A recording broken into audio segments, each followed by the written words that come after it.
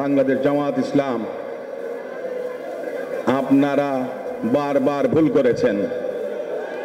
1996 সালে আওয়ামী লীগের সঙ্গে আন্দোলন করেছিলেন বিএনপিকে ক্ষমতা থেকে সরানোর জন্য। 91 সালে পেয়েছিলেন 18 সিট, আওয়ামী লীগের সঙ্গে গিয়ে পেয়েছেন 2 সিট। 2008 সালে আমার নেত্রী বলেছিলেন নির্বাচনে অংশগ্রহণ না করার সিদ্ধান্ত নিয়েছিলেন। আমাকে বলেছিলেন পরদিন তিনি সংবাদ সম্মেলন করবেন, এই নির্বাচন কমিশন নতুন করে যদি না সাজানো হয় এই বায়াস নির্বাচন কমিশনের অধীনে তিনি নির্বাচন করবেন না। কিন্তু এই জামাতের নেতারা আমার স্মরণ আছে, আলী হাসান মুজাহিদ সাহেব এভাবে হাত দিলেন, ইয়াংম্যান রক্ত গরম, আরো অভিজ্ঞতার দরকার।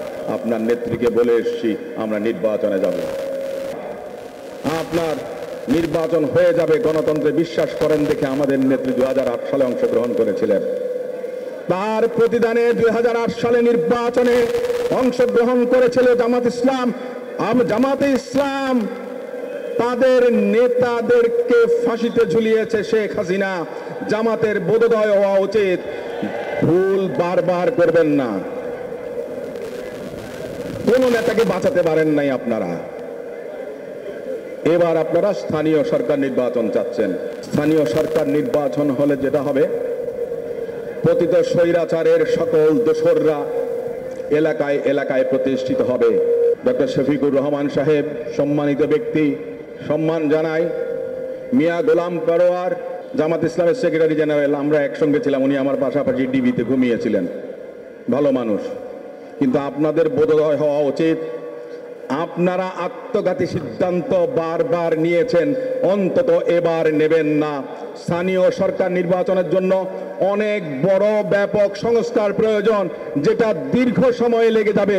সেই জন্য সংস্কার করার জন্য, আইন প্রণয়ন করার জন্য, জনপ্রতিনিধিদেরকে নির্বাচিত করার জন্য জাতীয় সংসদ নির্বাচন সবার আগে হওয়া উচিত।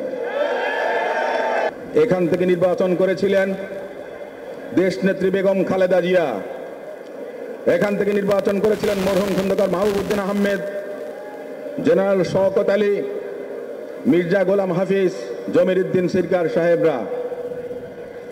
এই কলাবাগান এবং ঢাকা 10 হলো বিএনপির ঘাঁটি, এটা আমাদের কিছু না। বিএনপি বাদে আমার কোনো দাম নাই। তাহলে বিএনপির সবচেয়ে যে ছোট কর্মী, তার ওজন আমাদের 2 জনের চেয়েও বেশি হবে।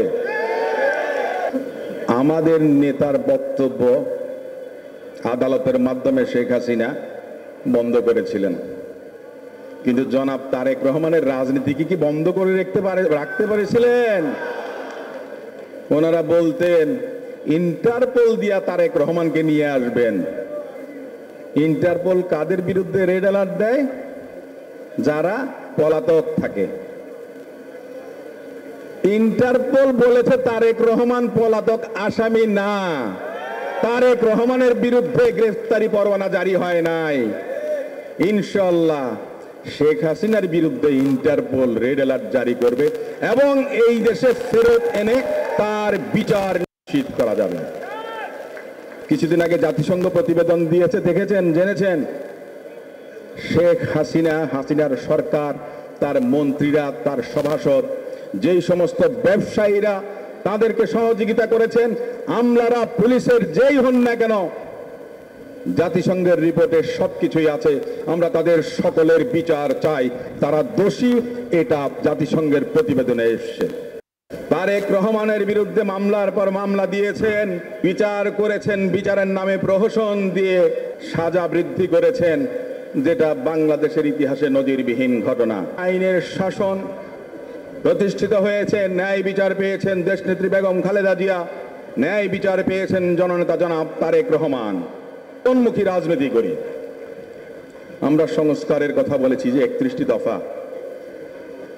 এর আগেও আমি বলেছিলাম যে তত্ত্বাবধায়ক সরকার ব্যবস্থা 3 নম্বর দফাতে আছে, পুনঃপ্রবর্তন করবেন। আমরা অলরেডি সেটা আদালতের মাধ্যমে কিন্তু সেটা সাব্যস্ত হয়েছে যে তত্ত্বাবধায়ক সরকার ব্যবস্থা আবার ফেরত আসবে। এটা বিএনপির বড় অর্জন। আমাদের নেতার যে দূরদৃষ্টি, আমাদের নেতার যে দর্শন, তার প্রতিফলন ঘটেছে, আমরা সেটা এখনো দেখতে পাচ্ছি, জানতে পারছি। আইনসভা, আইনসভা মানে হলো গিয়া পার্লামেন্ট, তারপরে মন্ত্রিসভা, মন্ত্রীরা, রাষ্ট্রপতি, প্রধানমন্ত্রী ক্ষমতার একটা ভারসাম্য থাকবে। বিচার বিভাগের সঙ্গেও আপনার একটা ভারসাম্য থাকবে এবং বিচার বিভাগকে সরকার নিয়ন্ত্রণ করতে পারবে না, বিচার বিভাগ স্বাধীনভাবে কাজ করবে, সেগুলো তিনি উল্লেখ করেছেন। প্রধানমন্ত্রীর মেয়াদ 2 বছরের বেশি হতে পারবে না, এই কথাটা যারা সংস্কার চান তারা এখন বলছেন, আর আমাদের নেতা বলেছেন কবে? এখন থেকে 2 বছর আগে। আমরা দফা 10-এ দেখেন যে বর্তমান বিচার ব্যবস্থা সংস্কারের জন্য জুডিশিয়াল কাউন্সিল